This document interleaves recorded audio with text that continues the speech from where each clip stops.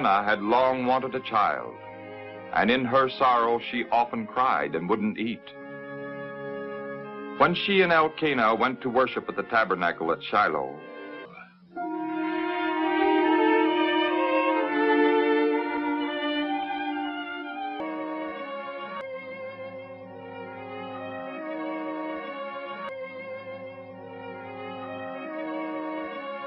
Hannah prayed fervently to the Lord, saying, "Lord, if you will give me a boy, I will give him to you all the days of his life." Eli, the high priest, saw Hannah's lips move, but hearing no words, he thought she was drunk. He spoke harshly to her until she explained.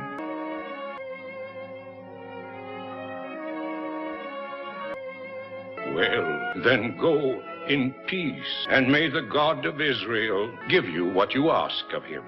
And Hannah kept her promise to the Lord. I am the woman who prayed here. I prayed for this child, and the Lord gave him to me. In return, I'm giving him to the Lord as long as he lives. Then may the Lord reward you, and may this child become a great prophet and leader in Israel. One night, soon after Samuel lay down to sleep, the Lord called to him, "Samuel, Samuel." Then God spoke to Samuel, telling him that Eli's sons would be punished for their wickedness.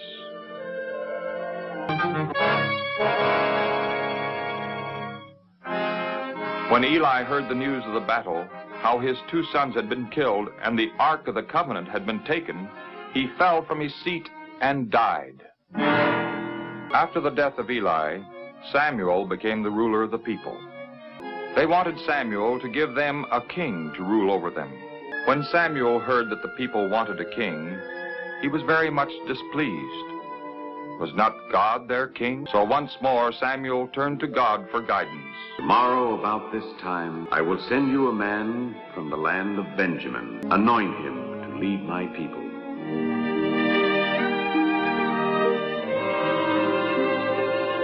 And Samuel spoke to Saul and invited him to eat with him and stay with him that night. Later, Samuel called the people together and publicly introduced Saul as the first king of Israel, saying, "See whom the Lord has chosen." Long live the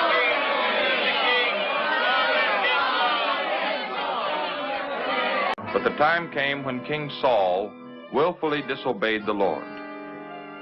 Just before a great battle with the Philistines, he became impatient and offered a sacrifice for the success of his army in battle without waiting for Samuel to arrive, even though he knew that God had forbidden anyone except his priests to do such a thing. What have you done? You took so long in coming. Because of your disobedience, God will take away your kingdom, and will appoint another king to lead his people.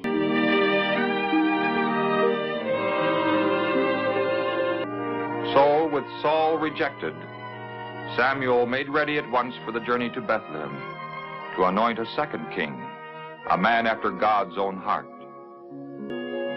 Here was a man completely dedicated to the Lord, a man who knew the will of God and did it. Little did David dream that someday the Lord would send the great prophet Samuel to his father's house to anoint a future king of Israel.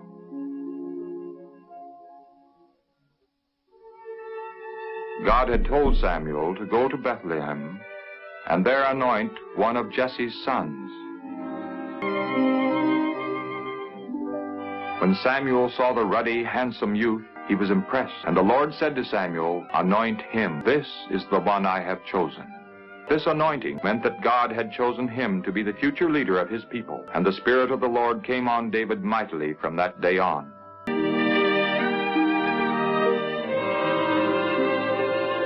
3,000 years ago, in ancient Jerusalem, the young King Solomon was forced to put his wisdom to ultimate test.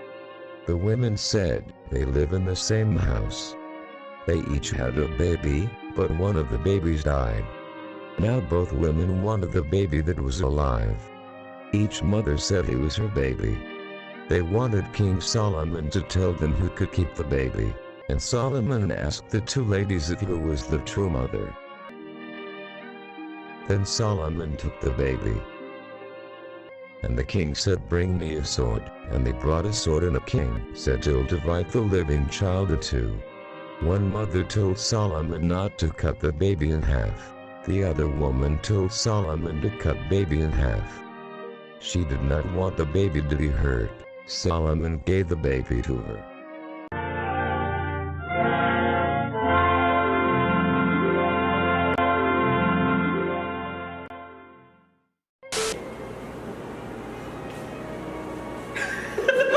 That's great. Tingin ka, Mark? Don't worry. I will... Ayan, sige.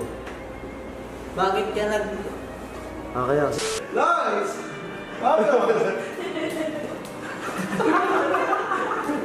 Action! Action!